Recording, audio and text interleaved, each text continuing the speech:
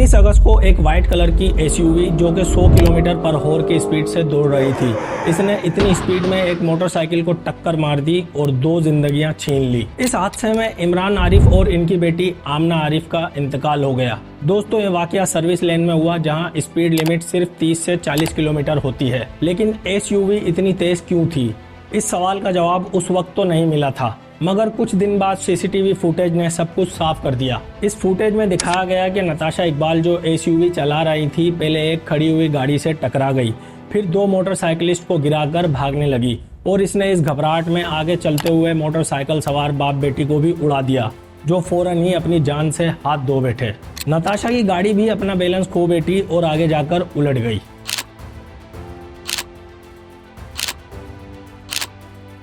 फिर मौका वारदात पर पब्लिक जमा होना शुरू हुई तो पुलिस ने फौरन कार्रवाई करते हुए नताशा को हिरासत में ले लिया और तब पता चला कि नताशा का ताल्लुक तो एक नहायत ही असर रसूख वाली एलीट क्लास फैमिली से है, जिसकी वजह से थोड़ी ही देर में इनके वकील भी मौका हादसा पर पहुंच गए। फिर बात अदालत तक पहुंची तो नताशा के वकील ने अदालत में ये दस्तावेज पेश किए कि ये सेक्शन 320 का मामला है, यानी ये कत्ल जानबूझकर नहीं किया गया है, बल्कि ये एक गलती थी और उन्होंने बेल की दरखास्त भी की। लेकिन मजीद तहकीकात के बाद ये पॉइंट सामने आया कि नताशा के पास सिर्फ ब्रिटिश ड्राइविंग लाइसेंस था, जो कि पाकिस्तानी ड्राइविंग लाइसेंस नहीं है, जबकि नताशा और इनकी फैमिली पाकिस्तान में ही रहती हैं, इसलिए ये इनकी तरफ से गफलत हुई। अब यहाँ इस केस में नया मोड़ आया। इस केस ने सेक्शन 320 से सेक्शन 322 का रूप ले लिया, यानी ये कत्ल नताशा की वजह से हुआ है, जो इनकी गफलत का नतीजा है। इस वजह से सेक्शन 322 के तहत बेल भी रिजेक्ट हो गई और नताशा को 14 दिन के लिए जुडिशियल रिमांड पर भेज दिया गया। फिर इस केस में एंट्री हुई नताशा के हस्बैंड दानिश इकबाल की, जो कि मेट्रो पावर ग्रुप के चेयरमैन और सीईओ हैं। उन्होंने कहा कि नताशा की मेंटल हेल्थ का 5 साल से इलाज चल रहा है, मगर जिन्ना हॉस्पिटल की रिपोर्ट ने यह साबित कर दिया कि नताशा बिल्कुल ठीक ठाक हैं।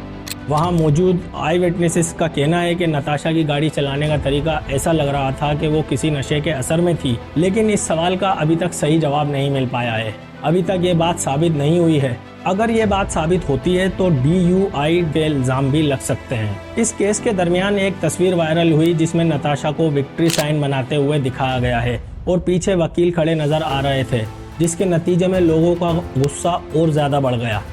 लेकिन फ्रेंड्स, ये तस्वीर AI से बनाई गई थी, जो कि असल नहीं थी। अब इससे अंदाज़ा लगाया जा सकता है कि AI का गलत इस्तेमाल कितना खतरनाक हो सकता है।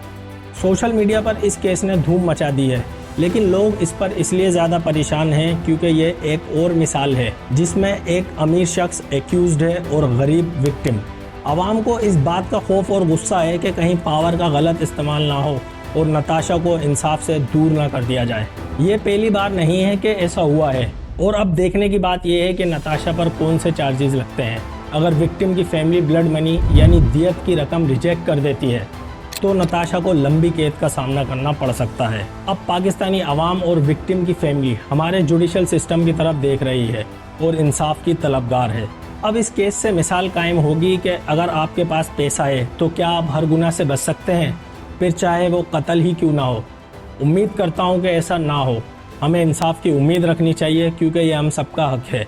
दोस्तों, यहाँ आपके लिए एक एडवाइस है। ट्रैफिक लॉज का एहतराम करना हमारी जिम्मेदारी है और हमें हमेशा एहतियात से ड्राइव करना चाहिए। आपकी छोटी सी गलती किसी की जिंदगी ले सकती है। मिलते हैं नेक्स्ट वीडियो में, तब तक अपना खास ख्याल रखें। खुदा हाफिज।